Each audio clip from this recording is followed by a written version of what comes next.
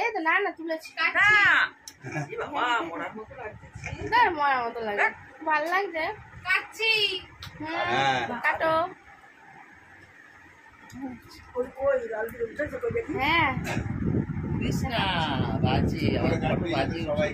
Video কেন মাঝখানে থমকে গেছিল সেটা হলো কারণটা এটাই যে আমার একটা অ্যাক্সিডেন্ট হয়। অ্যাক্সিডেন্ট বলতে আমি দাঁড়িয়েছিলাম, হঠাৎ পায়ে হাঁটুতে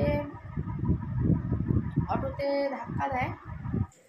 কি দিয়ে ভিডিওটা শুরু করবো জানি না, মানে এখন গুড নাইট বলবো না, গুড মর্নিংও হবে না, গুড ইভিনিংও হবে না, গুড নাইট মানে এখন বাজে কটা বলা যায় রাত্রি 12টা তো আমার কটা বাজে না পৌনে একটা 12টা ভেবেছিলাম, তখন খেতে বসেছিলাম 12টা রেখেছিল, এখন বাজে পৌনে একটা। এখন আমি মাংস খেয়েছি, আমি একটু বেরিয়েছিলাম সাজগোজ থেকে বুঝতে পারছি, মানে মুখটা এখন ধোয়া হয়নি, একটু আসার পথে বাজার একটু মাংস চিকেন নিয়ে এসেছি, সেগুলো এখন ধুয়ে টুয়ে না রাখলে মা সকালবেলা করবে, তার জন্য এই সবগুলো ধুয়ে টুয়ে রাখছি, জোগাড় করে রাখবো। এমনি মাংসর জোগাড়টা সকালবেলা উঠে ঘুম থেকে করবো, কিন্তু এখন নয়, এখন শুতে চলে যাবো, প্রচন্ড গরম লাগছে, গা ধুতে যাবো এখন। মা এখন সবজিগুলো তুলে দিচ্ছে, এসে খেলাম। আজকে মা করেছিল ঘুগনি আর রুটি, আমি রুটি খাইনি, আমি ঘুগনি শুধু খেলাম। চলো তারপরে গা ধুয়েছে ঘুমিয়ে পড়বো, আজকে রাতে আর ভিডিও কিছু করবো না, আবার কাল সকালে দেখো, ঠিক আছে?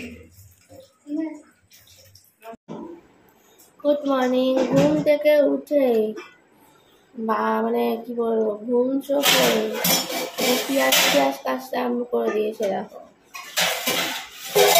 কাল রাতে দেখালাম, একটু মাংসটা ধুয়ে রাখলাম, সেটা এখন করবো, তার জন্য করলো একটুখানি পেঁয়াজ টিয়াজগুলো কেটে দিতে, আলু কেটে দিয়েছি, পেঁয়াজটা কেটে দিচ্ছি, তারপরে রসুন আর টমেটো পেস্ট হবে, বসে যাবে মাংস। সবসময় বিকেলবেলায় দেখো, সন্ধ্যেবেলা মাংস, সকালবেলা হয় বেলার দিকে, সকাল সকাল হয়। আবার দেখো পেঁয়াজ হয়ে যাবে, দেখো পেঁয়াজটা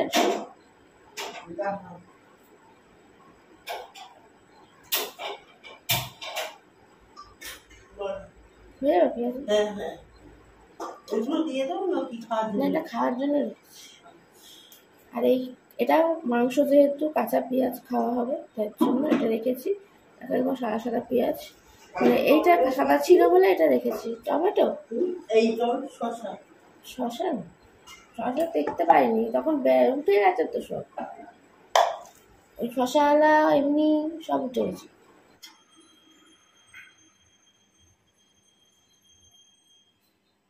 একদম দেখো ধোঁয়া ওঠা চিকেন, ধোঁয়া উঠছে, সকাল সকালের মধ্যে রান্না হয়ে গেছে, একদম কষা কষা চিকেন করেছে মা, আর একদম ধোঁয়া উঠছে। দেখো থালা দিয়েও এখনো, থালাটা এত গরম যে আমি এরকম একটা খুন্তি দিয়ে ধরেছি, দারুণ সুন্দর।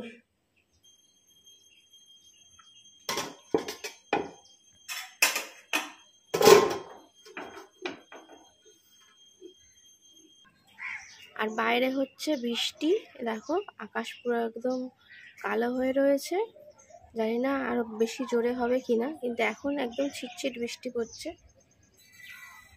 হালকা দেখো হালকা ভিজেছে।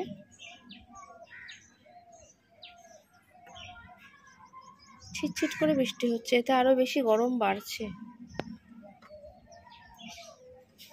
আরো প্রচন্ড গরম লাগছে। তার মধ্যে আমার মাথাটা ঘষা তো প্রচন্ড, মানে গরমে আর থাকা যাচ্ছে না। জানলা ফাল্লা বন্ধ করে দিলাম, কারণ যদি ছিটছিট বৃষ্টি হতে হতে হঠাৎ করে জোরে চলে আসে, আকাশের অবস্থা ভালো না, তার জন্য এখন আমি চলে যাচ্ছি ঘরে। বাবা বন্ধ সন্ধ করে দিয়ে একটু আসে পড়ি। আলোটা জ্বালালাম না, বাইরে বৃষ্টি হচ্ছে বলে একটু অন্ধকার মতন রয়েছে। দেখো এই যে মাংস, পেঁপে সিদ্ধ, পেঁয়াজ নিয়ে বসে পড়েছি, সকালের জলখাবার। এখানে মা খাচ্ছে রুটি, মা সবসময় মাংস ওরকমই নেয়, এ দেখো দেখে খুঁজে পাবে না, মনে হচ্ছে মুরগির রিকেট হয়েছে। আর আমাদের পাতে একদম ভরপুর মাংস থাকে। মারা হয়তো এরকমই হয়, সবার মা কিনা জানি না, কিন্তু আমার মা এরকমই। জন্যই হয়তো বলে সংসার সুখের হয় রমণীর গুণে।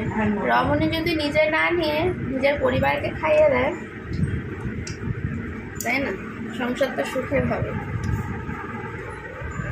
কাজ বাজ ছেড়ে এসে এই একটু বসলাম, এখনো ঘরটার মুছবো, মিষ্টির সময় ঝাড় দিলাম।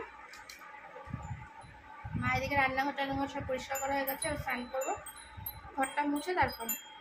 তার আগে একটু পোশাক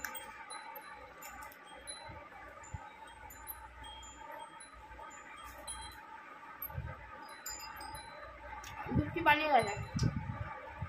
এই স্নান করে উঠলাম, বাবা পাম্প চালিয়ে আসলো, পাম্প চালানো হলে ওটা খেতে বসবো। আচ্ছা, তো ওই একই খাবার, মানে চিকেনের ভাত, তারপরে খেয়ে দিয়ে বেরোবো, মা বাড়ি যাবো। ওই যেহেতু যে জিনিসপত্রগুলো আনা হয়েছে, মানে জিনিসপত্র বলতে কিছুই না, তোমাদের দেখিয়ে দিচ্ছি, দাঁড়াও।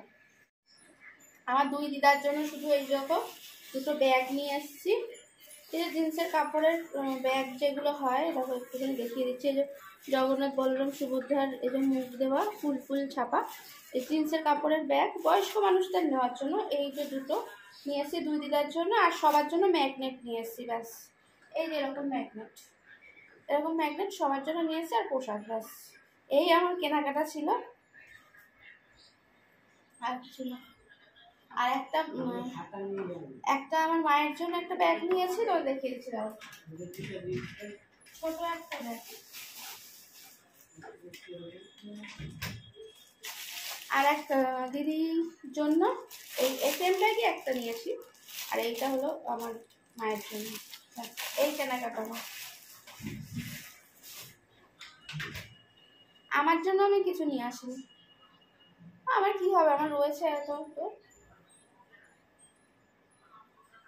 আমার নিজের জন্য আমার নিজে আসতে ভালো লাগে না, লোকে সবার জন্য যদি একটু একটু করে সেই 2-4 পয়সার যদি ছোট্ট ছোট্ট কিছু নিয়ে আসতে পারি, তাও আমার মনে আনন্দ হয়। কিন্তু আমার জন্য সত্যি কথা বলতে কোনোদিনই বাইরে কোথাও গেলে আমার নিজের জন্য খুব কম কেনাকাটা করি।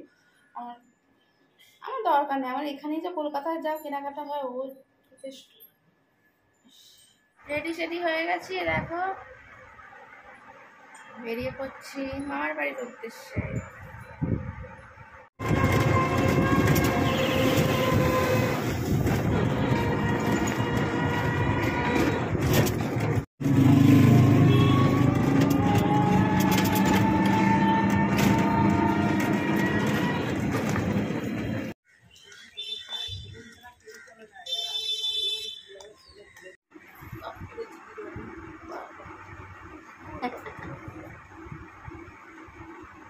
বেরিয়েছি একটু দেখি সামনের দিকে, আজকে রবিবার, দোকানপাট বন্ধ। আজকে এসেই শুনছি যে বোনের জন্মদিন, হঠাৎ করে, আমি তো জানতাম না, এবার এসে শুনছি, দেখা যাক কিছু পাই নাকি। জানলে তাহলে কিছু না কিছু সঙ্গে করে নিয়ে আসতাম, আমি তো কিছুই মানে এখানে এসে মানে একটু শুনতে পেলাম। চল, আনন্দ মজা সব কিছু হবে। মামা আমার দোকানে গেল আমাদের দেখে।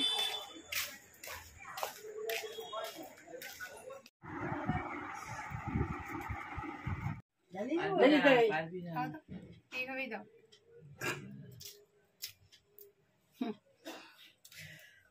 কি গরম না, এটা হচ্ছে না, ওই জন্যই তো গরমের জন্য ওইটা দিইনি, বানাতে নেই। ওইটা দিদিনের ওইটা ওইরকম হয়, এটা ব্যাপার। ওই আরেকটা আছে, এটা কি জানো তো, ওই পুজোর সময় ওরা, তুমি ওরকম করবে না মা, কোন সময় বাস্ট করে আগুন ধরে মরে যাবে, কাপড় চোপড়ে লেগে ফেলে দেবো, বল ফেলে দেবে, খুব বাজে জিনিস। এই মুম্বাই মাকে ডাকো, তোর মা বলছে না তুমি থাকো। হ্যাপি বার্থডে টু ইউ, সবাই হাততালি দাও। Birthday to you, happy birthday to. মোমবাতি কই জ্বললো? ওই তো অনিবি দিচ্ছে। হ্যাপি বার্থডে বোনা, বলো হ্যাপি বার্থডে বোনা, হ্যাপি বার্থডে বোনা। নাম আছে তো, তুমি খাও, তুমি খাও না, না তোমাকে দিতে হয় আগে, তো দে, সালমাকে দে, সালমাকে আগে দে। না না, আরে খেয়ে দে, বল কই দেখ হ্যাঁ দিদাকে দিদাকে হ্যাঁ দিদা দিদা দিদা হাতে না মুখে দিয়ে দিচ্ছে মুখে এই যে নাতনি খাওয়াচ্ছে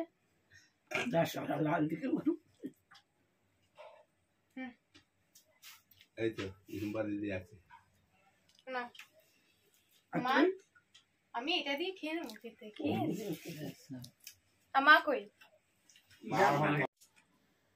উপরে 2 নম্বর তো এটা তো লাইট এই তো না না তুলেছি বাবা মরার মতো লাগছে মরার মতো লাগে ভালো লাগছে কাচ্ছি হ্যাঁ কাটো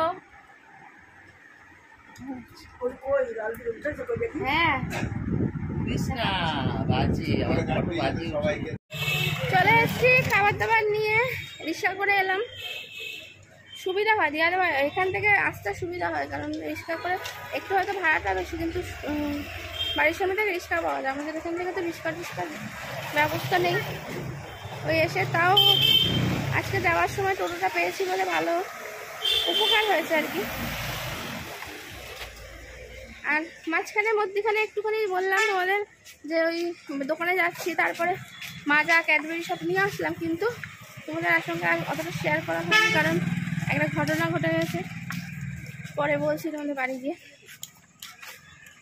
এখন চলো এখান থেকে যাই রাস্তাতে যেতে যেতে আর অবস্থা টাইট হয়ে আছে কি হয়েছে একটা ধাক্কা খেয়েছি আমি তার জন্য এখন আস্তে আস্তে বাড়ি যাই তারপরে ঠিক আছে এই দেখো রাত্রিরের খাবার এসে গেছে মন পাঠিয়ে দিয়েছে এই যে লুচি এখানে আছে ছোলার ডাল আর এখানে আছে মিষ্টি আর এটা আমাদের বাড়িতে ছিল মাংস রান্না করা ওটা দিয়ে এখন বেশ ভালোই জমে যাবে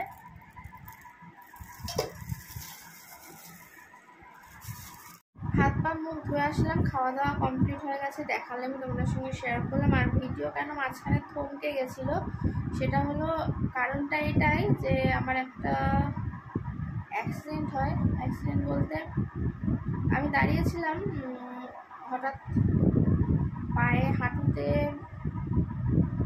অটোতে ধাক্কা দেয় তার জন্য আসলে আর মানে ভিডিও করার মতন যা বুঝতেই পারছো কোনটা মায়ের সঙ্গে কথা বলছিলাম আর কি মানে আমি সাইডেই দাঁড়িয়ে এমন নয় যে আমার দোষ কিন্তু নয় মানে যে ধাক্কাটা মেরেছে অটো মানে চালিয়ে এসে ধাক্কা মারেনি দাঁড়িয়েই ছিল দাঁড়িয়েও ব্যাক করছে আর কি এবার আমি যে পিছনে দাঁড়িয়ে সেটা তো দেখবে খেয়াল করবে ওর লুকিং গ্লাসও দেখছে ও না দেখে আনতাবড়ি এখন জানো না যে অটো টোটো এদের দৌড়াতো তো এখন আমাদের সমাজে বেশি বেড়ে গেছে মানে ওরা মানুষজন কিছু দেখে না সবাইকে কুকুর ছাগলের মতন মনে করে মানে ঘাড়ে তুলে দিতে পারলেই বেঁচে যায় এবার যেই পায়ের মধ্যে মানে বিরাট আকারে ধাক্কা মেরেছে তারপর আমি চিল্লে উঠেছি মানে যা নয় তাই তো বলেছি দেখো বললে মানুষকে কি আর হবে আমার কি আর ব্যথা আমার যে ধাক্কাটা লাগলো আমার যে ক্ষতিটা হলো সেটা কি আর ও ফিরিয়ে দেবে আর যদি আমার এটাই ভয় লেগেছিলো যে আমার একটা বিরাট যদি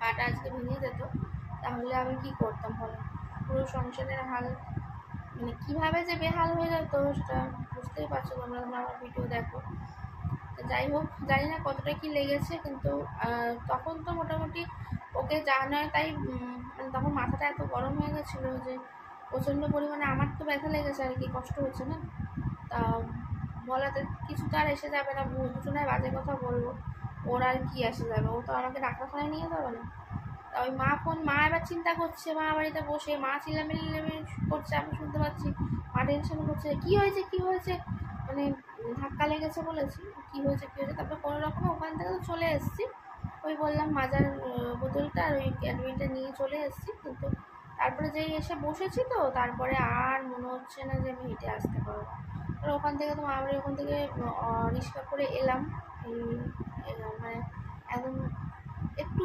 বাড়ির থেকে একটু দূরে কিন্তু সেখান থেকে তারপরে হেঁটে হেঁটে আস্তে আস্তে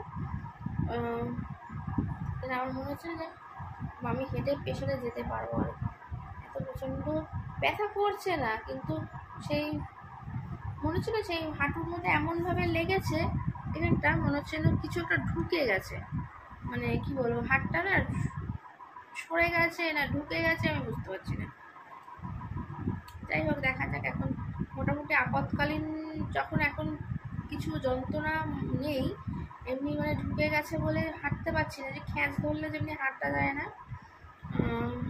এমন একটা পা ফলস টাইপের হয়, সেরকম একটা ব্যথা ব্যথা মতন করছে। সেটার জন্য এখন একটা ইয়ে দেবো, স্প্রে দেবো, আমাদের বাড়িতে যেটা রয়েছে একটা স্প্রে। আর দেখি ব্যথার ওষুধ বলতে প্যারাসিটামল রয়েছে, দেখি খাই। একদিনও তো কমবে না, আমি বুঝতেই পারছি, ভালো রকমই লেগেছে, কিন্তু সেটা দেখালে চলবে না, বুঝতেই পারছো।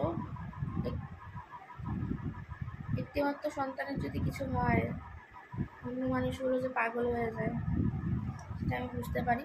যাই হোক, কোনো রকম আজকে রাত্রিটা কাটুক, কালকে দেখি কেমন থাকি না থাকি। যদি একদম ডাক্তার না দেখালে মানে না হয়, তাহলে তো আমাকে দেখাতেই হবে। মার যেখানে হাত অপারেশন হয়েছে সেখানে মা বলছে দেখাতে, এবং সেই ডাক্তারটা খুবই ভালো ছিল। যদি কোনো কিছু এক্সরে করে দেখে আর কি কী হয়েছে না হয়েছে, দেখা যাক। আজকে তো কোনো রকমের রাতটা কাটুক, প্রচণ্ড অসুবিধা হচ্ছে আর কি, এর জন্যই আর কি আমি থমকে গেছিলাম। কিন্তু খুব সুন্দর মুহূর্ত আজকে কাটিয়েছি, যদি না এটা হতো। আর মাকে আমি এটাই বোঝানোর চেষ্টা করলাম, দেখো কপালে কিছু না থাকলে তো কিছু হয় না। হয়তো আজকের দিনটা আমার এই ধাক্কা বা চোট লাগা এরকম কিছু একটা ছিল, তার জন্যই হয়তো ওটা আমার সঙ্গে হলো। কারণ আমি কিন্তু একদম ধারেই দাঁড়িয়ে আছি, ওর ওখানে আসারই কথা নয়, কিন্তু সেই মানে আমার ইচ্ছা করে আমার পেছনে চলে আসে আর কি, সেরকম ব্যাপার। সে দেখা যাক, চলো আজকের ভিডিওটা এখানেই এন্ড করে দিলাম। আবার দেখা হচ্ছে নতুন একটা ভিডিওর সাথে। আর দিদার জন্য যেইটা এনেছি ব্যাগগুলো, দিদা পেয়ে খুব খুশি, মানে কী বলবো, ওই খুশি না, মানে দেখতে পেয়ে না চোখগুলো পুরো আমার একটা সময় জল জল করে ওঠে। এটা বলতে পারো আনন্দের চোখের জল, যে আমি কিছু আমার যাদেরকে ভালোবাসি, আমার মা বাবা বলো, আমার দুই দিদা আছে, তাদের জন্য যদি একটু মানে আমার সামর্থ্য অনুযায়ী আমি 5 টাকারও জিনিস তাদেরকে দিতে পারি না। আর এই ভালোবাসার মানুষগুলো না, মানে আমি দেখেছি 5 টাকার জিনিসও খুব খুশি হয়ে যায়।